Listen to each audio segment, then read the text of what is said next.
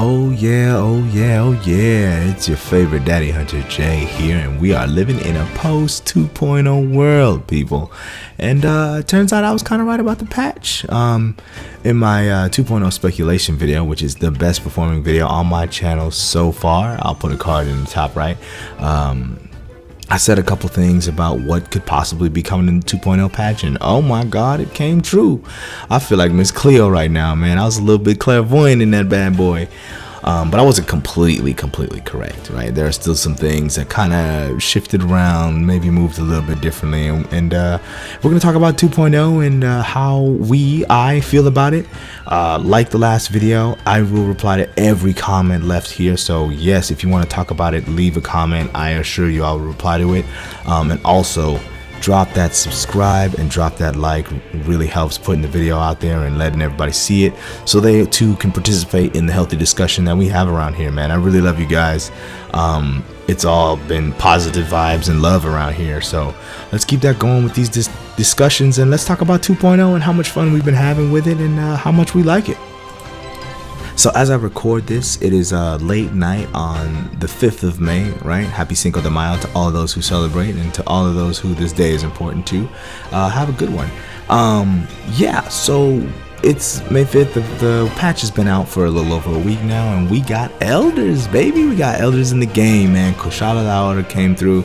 You're watching me bust him up with the hammer right now. The wiggly head is no longer a problem. I'm so happy about that because, yeah, hammer is one of my main weapons. Teostra came through. Teostra is looking beautiful. It's got all these like sparkly, glowy effects. It's all like purple and yellow and red and very explosiony, and he's on fire when he's mad and he's about to nova. Love it. Chameleos came through. The invisibility is incredible. It looks great. He's like not all the way invisible, but he's kind of invisible. You kind of know where he's at. And then like he's got these new poison clouds that he sets down. Loving the hunt. Such a fun hunt. I knew it would be a good time once I went back to GU and fought him and really experienced him, and I was like, yo, how are they gonna do this in Rise? And they did it justice. It's really fun. His head is so much easier to hit, and I got them KOs on him. So yes, we got elders coming through, and then we also got a surprise monster, okay, who's in the thumbnail of this video, but I'm gonna blur it out. I'm gonna leave it blurred for the next week. That way, I don't know, if you have yet to get to the 2.0 update and you still want to be surprised, you can come through and look at this and not be spoiled by the surprise monster. Yeah, and he's cool. Love him. Not what I expected. Not how I expected him to show up. Didn't know if he was showing up, but he's here, and I'm so glad that he's here. And you know, more monsters to bash is always a good time. Yeah, so I'm so happy we got elders in the game. They kind of felt really missing in the 1.0 update, and now they're here, and that's great. Good. Something else that came in the 2.0 patch that I wasn't quite expecting. A large part of the community was like, yo, we need to be able to fight the Apexes on their own outside of the rampages for people who don't like rampages. And boom, guess what? Capcom did it. Now, I'm not sure if they did this as a response to the community or if this was in the plans all along, because they only brought the 3 Apexes that were in the 1.0 update as, you know, soloable regular hunt fights, and I gotta say those hunts are a blast. They are a little more difficult than I thought they would be, which is excellent. Like I love it. The more difficulty, yes, give me a reason to min-max these builds. Give me a reason to cram and squeeze all the skills I can out of a build, so that I have something hard to fight, right? And these Apex monsters are doing it. I mean, the Apex Rathian, the Apex Mizutsune, they did a number on me a little bit, you know. So I'm really loving that we have that as an option, and you know, they're very viable for the end game farm, the end game hunt, the end game grind, right? But they only included the 3 that were in the 1.0, so I'm not sure how Apex Rathalos and Apex Diablos are going to work, which are the two new Apex monsters that came through with the 2.0 update. I knew we would get new rampages, and we did. We got the Apex Rathalos and Apex Diablos. I didn't know Diablos was coming so soon. I thought maybe we would get something else. I don't know, maybe something brand new, which is like my one complaint, and we'll come back to that here in a second. So yeah, we got Apex is on their own, and I'm not sure, like I said, if Capcom had planned this all along, or if, you know, during the 1.0 they were like, hey, the community really wants this, let's see how we can implement this and, you know, balance it out real quick and make it happen for our player base, you know, because Capcom, they tend to do that, right? They listen to the community. They've got their ear on the ground, you know. If we make enough ruckus, they'll hear us out, you know. So I'm really, you know, happy with how this came out. This is something completely I didn't expect, and here it is, and I'm so happy it happened. So does this count toward the monster total? Right, like, you know, 1, 2, 3 for each of the Apexes, and then we got 1, 2, 3, 4 new monsters, so 7. Is that what several means, right? So when it comes to 3.0, I haven't exactly looked at the graphic on that. We're still waiting on info on that. Apparently it's less than a month out, right? Another big update, it's gonna hit, and that's gonna have the end of the story. I thought 2.0 was gonna end of the story, but that's not how it shook out. And I'm cool with that, actually. You know, we got plenty of content here, so let's enjoy it, right?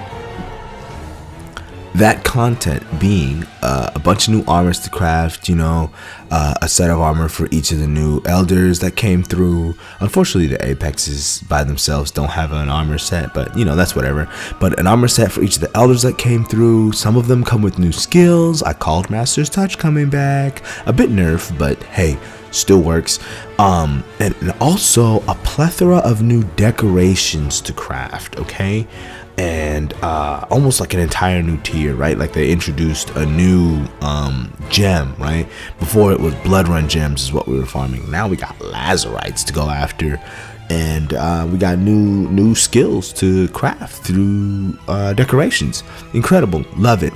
It changes the way I completely look at talismans, right? Speaking of talismans, they also fixed the talisman bug, right? So lots of stuff here to digest in 2.0 to get ready for this 3.0 update.